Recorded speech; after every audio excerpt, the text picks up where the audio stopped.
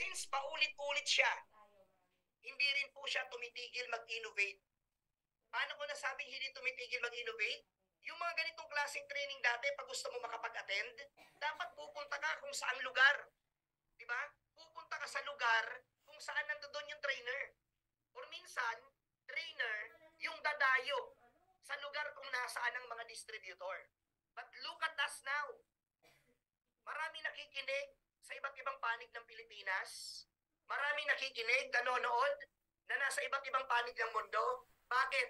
Nandito na po tayo sa era ng network marketing na online na po ang labanan. Diba? Ibig sabihin na online na ang labanan, wala na pong excuses or walang dahi-dahilan na hindi ako natuto. Diba? Bakit? Online na tayo. Kahit nasa ang panig ka ng mundo, as long as may cellphone ka, may gadget ka, diba? May internet ka, then pwede kang yumaman sa negosyong pinag-uusapan natin ngayon. Kaya sa 1,200 na nakikinig ngayon, guys, makinig kayong mabuti. Bakit? Again, isa po ito sa pinaka-basic na dapat mong matutunan and at the same time, dapat mong ina-apply sa everyday hustle na ginagawa natin sa business. Okay? So, first slide. Number 1 is goal setting. Diba? So, marami sa atin, nag-join sa business na to, iba-iba po yung dahilan. So, mamaya ko na itong topic na goal setting na nakikita nyo ngayon. Magiging specific muna ako sa matinding to na pinag-uusapan. Okay? So, maraming tao nag-join sa business na to, iba-iba po yung dahilan. May mga tao nag-join dahil gustong ma-insured. May mga tao nag-join kasi gustong pumuti. May mga tao nag-join kasi gustong maging healthy. At may mga tao naman nag-join dahil gustong kumita ng pera. Diba? May mga tao nag-join dahil gustong yumaman. Ngayon, itong topic na pag-uusapan natin to, sobrang nakaspecific po ito sa mga taong gustong yumaman. Ngayon, tatanungin ko po kayo, kung ikaw nakikinig sa akin ngayon, magkano ba ang gusto mong income? Income monthly na ma-achieve mo before the end of 2023. Sige nga, i-type mo dito. Magkanong income ang gusto mong ma-achieve before the end of 2023? You know? 500K, 100, 1 million, 200. Guys, kahit ano pa, yung gusto mong income, as long as deserve mo, pwede mangyari sa buhay mo. Bakit? Marami sa atin nagtatanong, mentor, kaya ba talaga? Pwede ba talaga? At posible ba talaga? Ang lagi yung sagot, yes. Bakit? Ang tagal ko na po sa industriyang to. At sa tagal ko sa industry na to, ang dami ko na pong nakitang kumikita ng mga tinatype mo pala ngayon sa comment section. Diba? So ano yung dapat gawin para kumita ng malaki? Ito po, pagmasdan nyo mabuti yung slides na meron tayo ngayon. Goal setting. What are your daily goals? Ano ba yung daily goals mo? Yes, naiintindihan ko, meron tayong monthly goal. May goal tayong sasakyan, bahay, travel, given po yan. Pero ang malaking tanong, ano ba yung daily goals mo? Bakit for me, success is a daily habit. Ibig sabihin, lahat ng ginagawa mo everyday, dapat may connection sa gusto mong goal sa buhay. Lahat ng pinaglalaanan mo ng oras everyday, dapat nakakonect sa kung anong gusto mong patunayan sa buhay mo. So parang sample ganito, very specific. Magkano ang total sales na target mo everyday? Diba? Isulat mo. Or mag-set ka. Magkano ba ang total sales na gusto mo? For example, sabihin mo gusto mo 100,000 sales per day.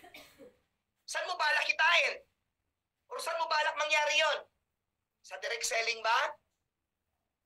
Sa pagpapa-add account ba? O sa pagdedirect?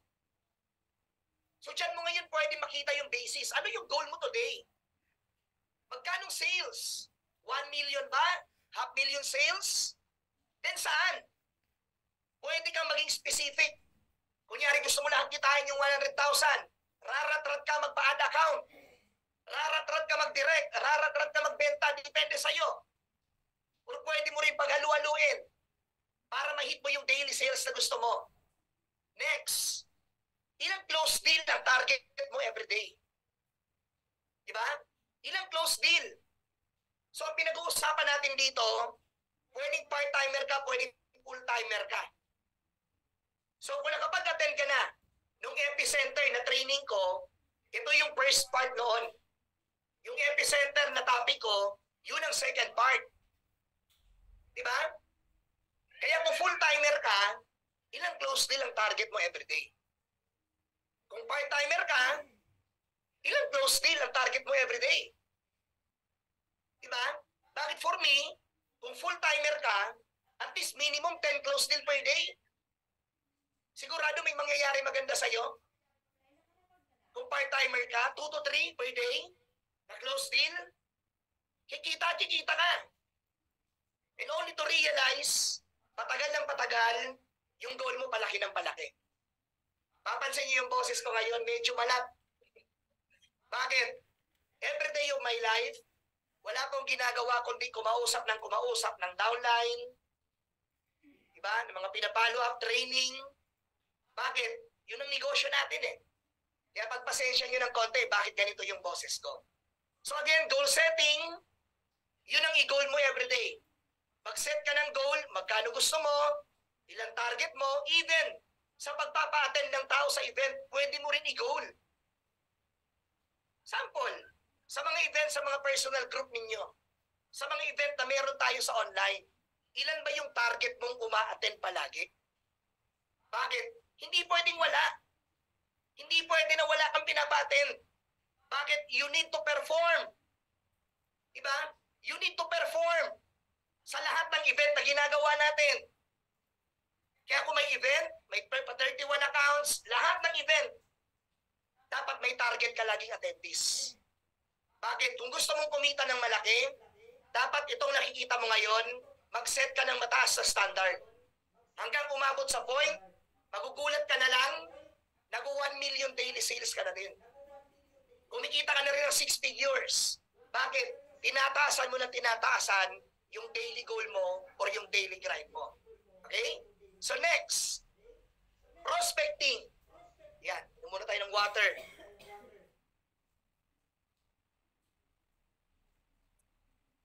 Anong meron sa prospecting? Actually, ang prospecting, dalawa po yan eh. Merong warm market, merong cold market. So pag-usapan muna natin yung warm. Ano ba yung warm? May 3 category po yan. M means money. A, authority. And needs. Ngayon, Sandro, may prospect list. Sino ba ang uunahin ko? Guys, ang priority natin, yung mga kakilala mo, connection mo na may pera at may connection. Bakit? Pag ang unang tinarget mo yung may mga pera, pag naintindihan ng business, sasali agad eh. Pag naintindihan ang beauty ng sistema, sasali agad eh. Kaya dapat yun ang priority mo. Sandro, paano yung needs? So para sa akin, sino yung pinaka-least priority? Bakit? Kahit gaano kagaling mag-present, kahit gaano kaganda ang business, minsan, pag wala talagang pera ang tao, wala talaga. Gagawa muna ng paraan, hindi mo alam gaano katagal. Pero pwede pa rin. So in other words, kung tatanungin lang ako, ganun mo siya i-prioritize. Prioritize mo yung may pera, authority, least priority sa needs. Bakit sa needs? Sumali man o hindi, ang importante natututo ka. Diba? Bakit sa atin, mag-join o hindi, okay lang. Bakit pag nag-join, kumita ka? Pag di nag-join, natuto ka. Ganun po sa pagsisimula ng negosyo natin. Hindi pwede na lahat ng pinipresentan mo gusto mo sumali. Masasaktan ka lang. Masasaktan ka lang. So kaya dapat, alam mo yung sarili mo, priority, sino ba talaga? Then, yun ang unahin mo. Ngayon, mentor, what if naubusan na tayo, nakausap ko na lahat? Sa totoo lang po, hindi maubos ang war market. Hindi maubos. Bakit? Yung mga 17 years old last year, 18 years old na ngayon. Tandaan nyo yan. Yung mga minor noon, pwede na ngayon.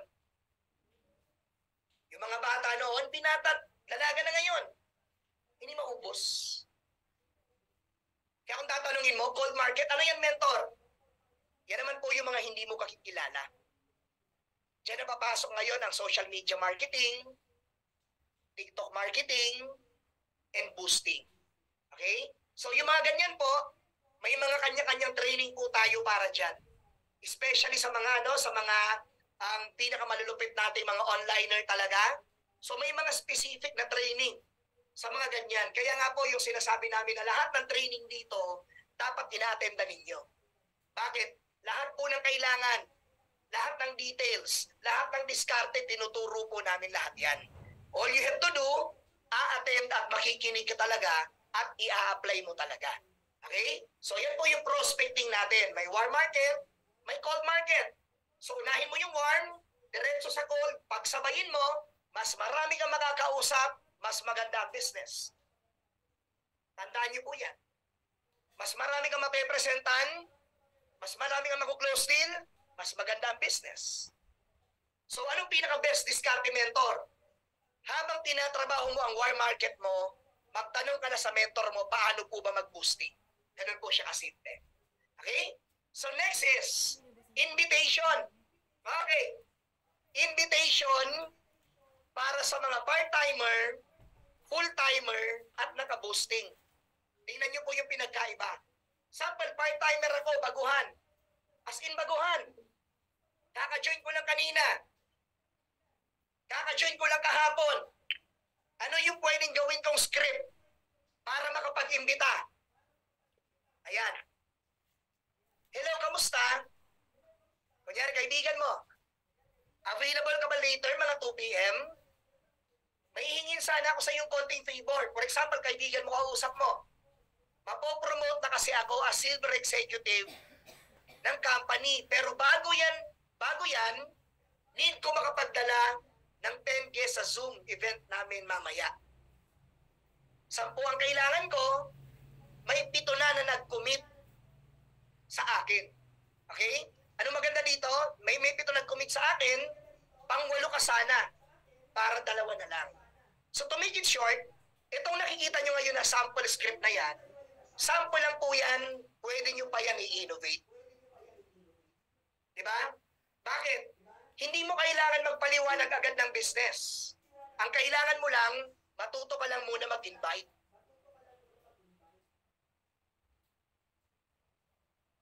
Ulitin ko, hindi mo naman kailangan agad matuto mag-present. Lalo na kung kaka-join mo lang kanina. Ang kailangan mo lang, matutong mag-invite. At kaka-invite mo lang kaka-invite, itong nakikita mong script, lalo mong mapapaganda yan. Lalo mong mai-innovate yan the way kung paano mo gusto. Ngayon, what if full-timer ka na? Warm market. Kunyari, hello ma'am, hello friend, hello sis, hello bro. May online platform kasi akong sinisimulan. Magpaparate lang sana ako sa iyo as presenter since candidate ako for promotion. Need ko ng 5. Naka-4 na ako. Ikaw na sana yung kukumpleto sa 5. Maraming salamat. So kung tunay na kaibigan mo yan, pwede ka naman pagbigyan. So pag pinagbigyan ka, thank you. Kung hindi, okay lang. Bakit? Napakarami po ng tao sa mundo. Huwag kang matatakot mag-try ng mag-try. Okay? So what if naka-boosting ka? Ito matindi. Ito na lang yung script na ginagamit ko. Pag may nag-how, boosting, dediretsahin ko na. Saan mo pala nakita yung ads ko? Sa FB, TikTok, or IG? Pagsagot kung saan, tawag agad, video call, present agad, closing. Yun na yung business. Kaya ulitin ko, sa mga bagong join, hindi mo naman agad kailangan matuto mag-present. Lalo kung kanina ka palang nag-join. Ang Ang kailangan mo muna ngayon, mag-imbita ka ng tao, ipakilala mo sa sponsor mo, at makinig ka ng presentation ng sponsor mo. Paulit-ulit. Repetition. Walang katapusan. Walang katapusang innovation pag-aaral. Bakit? Ulitin ko po sa inyo, ako 13 years ko na itong ginagawa. At sa 13 years na yan, isa sa mga pinaka-napatunayan ko, pag alam mo ang basic, hindi ka mawawala. Pag alam mo ang basic, siguradong kikita ka. Pag ginagawa mo ang basic, siguradong yayaman ka. Yun ang tunay na ibig sabihin ng negosyo natin. Okay? Kaya nga siya basic. Pag sinabing basic, dapat alam mo, dapat master mo. Bakit? Yun ang kailangan mo sa pagsisimula, sa pagpapalaki, sa pagsosustain at pagpapaputok ng grupo. Okay?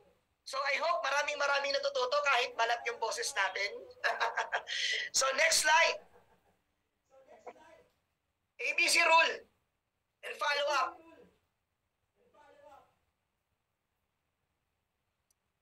Ano mang ibig sabihin ng ABC rule? A means advice, B means bridge, C means client. Diba? So, ganun kadaling maintindihan the moment na nakikinig ka talaga ngayon. So, paano ba yan, Sandro? Okay? So, unahin natin yung A. Pag sinabing A, pag sinabing A, pwedeng sabihin natin si upline, pwede natin sabihin downline mo yan, pwede natin sabihin crossline, pwedeng result, pwedeng community page, pwedeng kwento mo, lahat pwede maging A. Bakit? Si B, sino yung B? Ikaw. Ikaw na nagpe-perform. And C, si client. Parang sample. Okay, ganito. Kunyari, ito, si A. Ako si B. Ito si C. Ang pinaka-goal ko, sa ABC rule na yan, ang pinaka-goal ko, ang client ko, makita niya gaano kaganda ang negosyo ko. Makita niya gaano kaganda ang products, makita niya gaano kaganda ang community, makita niya gaano kaganda yung business na pwede magpayaman sa kanya. Kaya for example, pinaka-naalala ko dati mga old school na ABC rule ganito. For example, ito client ko, dating estudyante. Ngayon, ang kailangan kong mahanap na A, isang estudyante na naging successful sa business natin. Di ba? Bakit? Pagtatagpo-tagpuin lang yan dati. Pag sinabing ABC rule. For example, si C, estudyante, problema niya pera. Si A, dating estudyante na gumawa ng paraan, ang gagawin ko dati, makikiusap ako kay A. For example, mentor. Meron po kasi akong guest, isang estudyante. Ang problema niya ngayon, wala siyang pambayad, wala siyang pang-join. Baka pwede po makahingi ng konting tips sa'yo para mabigyan natin ng advice or tips itong client ko para maka-join siya katulad mo.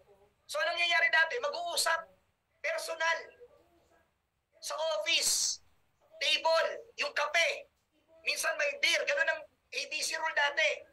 Pero ngayon, ang layo na po ng pinagkaiba. Bakit ang ABC rule ngayon, pwede na siyang gawin sa online? Paano? Video call. Tama? Video call, ibig sabihin, pwede ka na magpakilala ng tao sa upline mo using your mobile phone or laptop.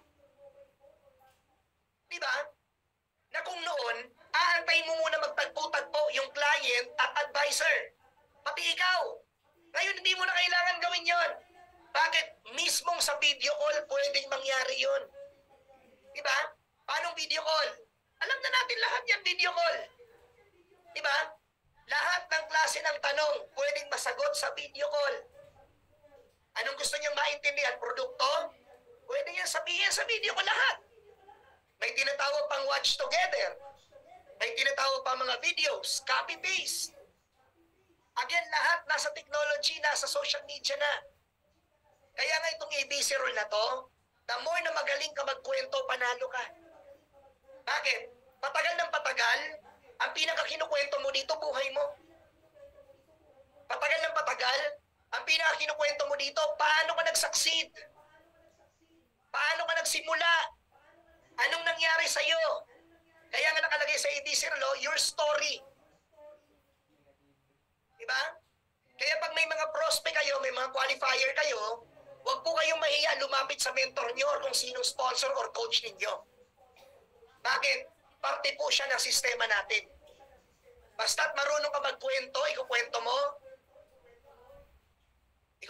yung nangyari sa mentor mo, ikukwento mo nangyayari sa community natin, yun palang ABC rule na yun. Sa mga nanood kanina ng mga videos, sinong inabutan dito yung mga videos na event ng Project High? Mag-type ng Project High. Sige nga. I-type mo Project High. Kung inabutan mo yung mga videos na magaganda na pinapagawa ng Project High para sa buong community.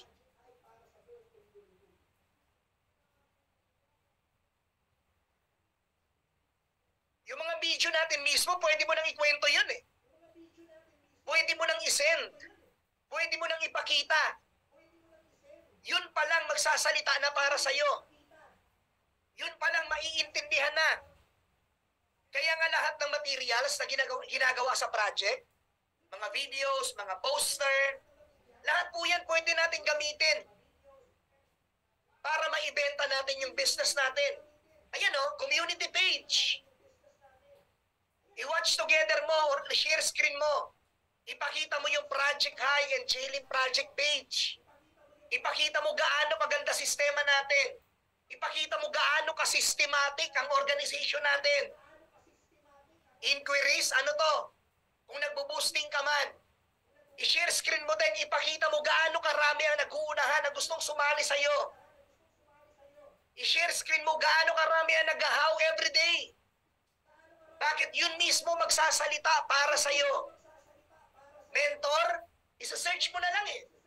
Parang sample ganito. Kunyari, gusto kong ikwento si Mentor Joseph Lim. Ita-type ko lang oh. Ita-type mo lang sa cellphone mo. I-share screen mo. Ayan oh. Pwede mo nang i-browse. Ito yung mentor ko. Ito yung mga teachings na pinakikinggan ko. Ito yung career ko ngayon. Sila yung mga nagtuturo sa akin. Doon pa lang panalo ka ng dati. Results. Ano tong result? Anything na nagbabago sa iyo, pwede mong matawag na result. For example, dati mahihain ka. Ngayon, medyo makapal na mukha mo. Result na din yun. Dati wala kang kinikita. Ngayon, kumita ka dito, 5,000, 10,000, 15,000, 50,000, 100,000. Result. Lahat yun, pwede yun, pwede mo silang ibida kahit hindi nagsasalita. Ganun na kaganda sa panahon ngayon. Kaya nga imposible na hindi ka pa rin kikita. The moment na nakikinig ka lagi ng training at iniintindi mo talaga. Okay? So ABC rule again, advisor, marami pwede maging advice na yan. Classic nga lang yung advice, pero pag sinabing A, lahat ng pwede mong ipakita, lahat ng pwede mag-justify na maganda ang business, yun ang A. B, ikaw, clients, siya lahat ang dapat bibentahan mo ng lahat ng nasa A. Okay? So follow up. Ano tong follow up? 24-48 hours rule. Importante lahat ng nakakausap mo, pinapollow up mo lagi. Bakit? Kahit hindi mo man ma-HATSP yan, ibig sabihin ng HATSP, happy on the spot pay-in, kahit hindi mo ma-HATSP yan, pero pag na-follow up mo, mapapajoin mo pa rin yan. So tuloy-tuloy yung follow up. Hindi pwede na nakausap mo ngayon, ipapollow up mo next week. Nakausap mo ngayon, kinaumagahan or mamaya mismo, ipollow up mo agad. Kamusta paggawa mo ng paraan? Kamusta ang paghahanap mo ng mauutangan? Diba? Kamusta yung linoloan mo? Lahat ipapollow up mo. Ipapakita mo events. Ayan o, Zoom events. Imbitahin mo ng imbitahin sa mga event natin. Ipakita mo ng ipakita gaano kaganda ang business natin. Bakit? Ganun talaga. Yun ang business natin. Ibibenta natin ang ibibenta ng ibibenta ng ibibenta. Ganun talaga siya. Ano ba ito nakalagay dito? Sample, barbecue method. O for example, Talagang hataw na hataw ka. Paano pwede mag-follow up? For example, ito, may napa-join ka. Okay? May napa-join ka. Ngayon, ikaw yung distributor na maraming kinakausap everyday. Ikaw yung distributor na maraming qualifier everyday.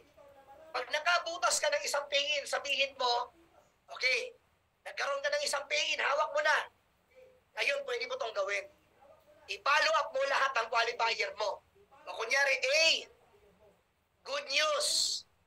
Pag nag-join ka today, automatic, pwede kitang mabigyan ng free na leader sa ilalim. Bakit? May hawak ang isa eh. Pero hanggang ngayong araw lang to. Pag nakapag-join ka today, automatic, ilalagay ko to sa ilalim mo. Eh, what if meron kang 10 qualifier? What if may 20 kang qualifier na tinawagan ng ganon? Ibig sabihin, yung isang pay-in mo sa araw na yon, magpo-produce pa yan ng iba't ibang pay-in dahil marami kang qualifier. Ang tawag doon is barbecue method. Okay? So, next, mastery. Everybody type mastery. Sige, type mo dito mastery. Kung may natututunan ka ngayon.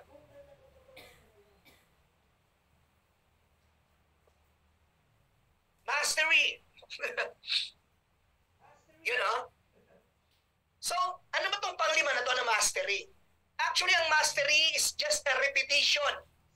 Okay? Creating repetition each day rapidly builds business mastery. Ano yung kailangan mong ulit-ulitin?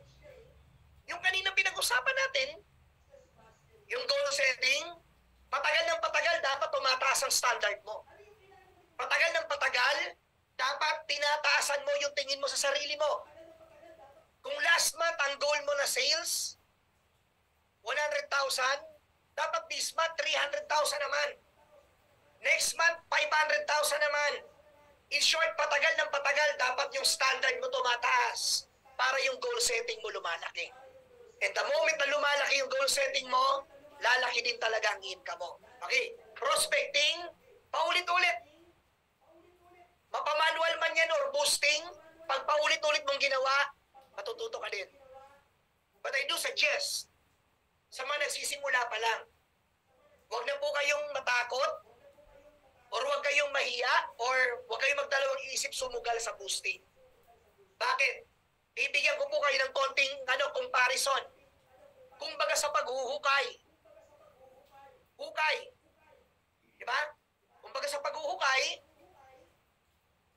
pag nagmano-mano ka na nag-a-add ng friends, nagmamano-mano ka, naghahanap ng kakausapin, para kang gumagamit ng kutsarita. Pero kung naka-boosting ka, para kang may gamit na backhoe sa paghuhukay. Tanong, parehas naman, Sandro, makakapaghukay ang kutsarita at backhoe. Pero ang pinagkaiba, yung huhukayin ng kutsarita ng isang taon, huhukayin lang ng backhoe ng isang araw. Yun ang gusto kong maintindihan ninyo. Kaya kung marami nagtatanong, ano po bang pinakamabilis? Mag-boosting na kayo. Magtanong ka na sa mga mentor mo kasi sigurado, nagbo-boosting na yan. Diba? Bakit pa natin papahirapan yung sarili natin? Kung merong boosting na magbabayad ka na lang, tao na ang lalapit sa iyo at magtatanong anong negosyo mo. Okay? Same invitation. ABC rule the same. Sabi ko nga sa inyo, ang ABC rule para lang siyang pagkukwento. The more na gumagaling ka magkwento, the more na gumagaling ka magbenta. Tandaan mo yan. Bakit sa atin? Sa bawat kwento, para tayo nagbibenta. Kaya kung nagsisimula ka pa man ngayon, at kinukwento mo yung buhay mo, hindi pa masyado nakaka-inspire, okay lang. Tuloy mo lang ng ituloy. Bakit dahan-dahan magkakaroon ka ng iba't ibang resulta? Dahan-dahan, mai-experience mo magkaroon ng iba't ibang resulta. Parang sample ako dati. Every time, okay? Every time na nagpe-present ako na nagsisimula ako, wala akong may kwento para sa sarili ko. Sino naka-experience doon? Mag-type naman ng number 1. Type ng number 1. Yung nagsisimula ka, kang maikwento kasi wala ka pa namang achievement. Sino naka-experience niya? Sige nga.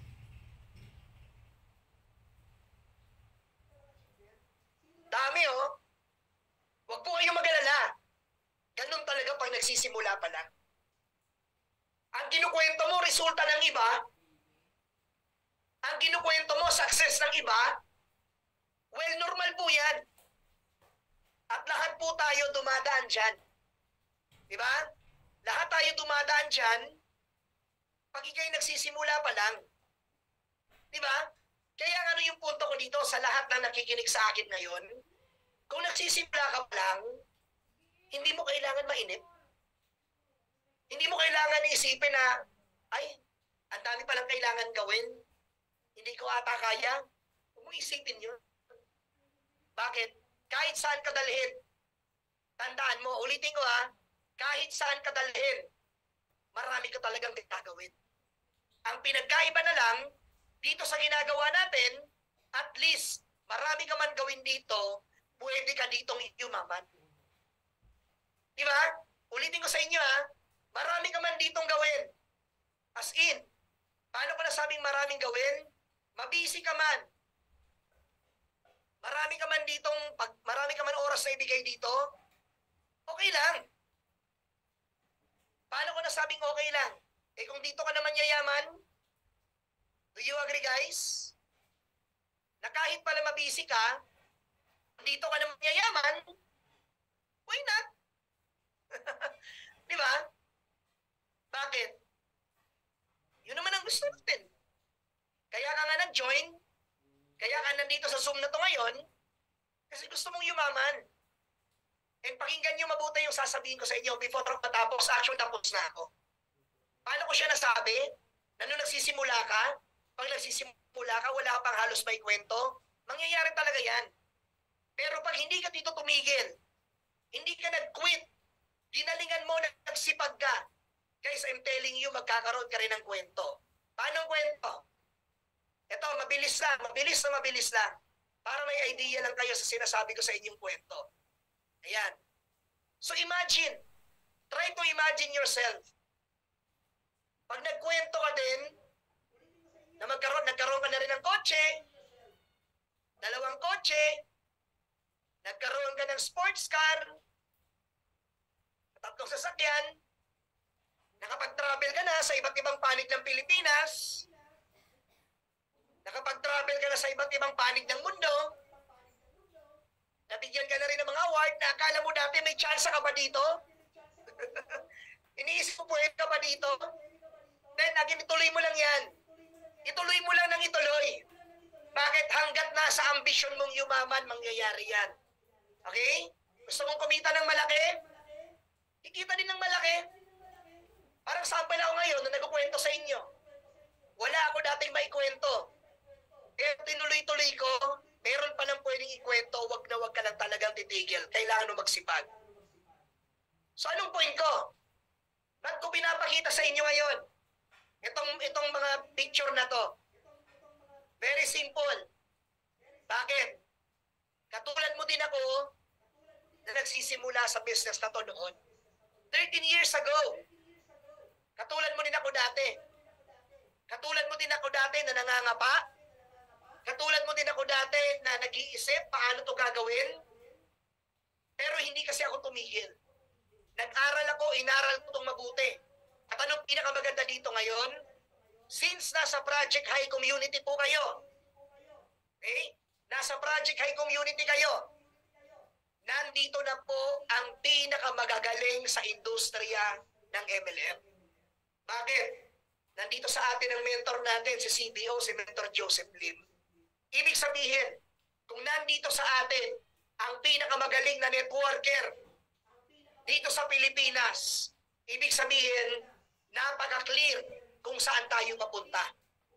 Napaka-clear ano mga resulta ang mangyayari sa atin na kung iisipin, akala mo dati imposible pero dahil sa negosyong to at dahil sa Project High Community, yung mga pangarap na akala mo dating imposible, pagtutulungan po natin yan para maging reality. And with that, maraming salamat po sa inyo. Again, this is a game changer. Maraming salamat.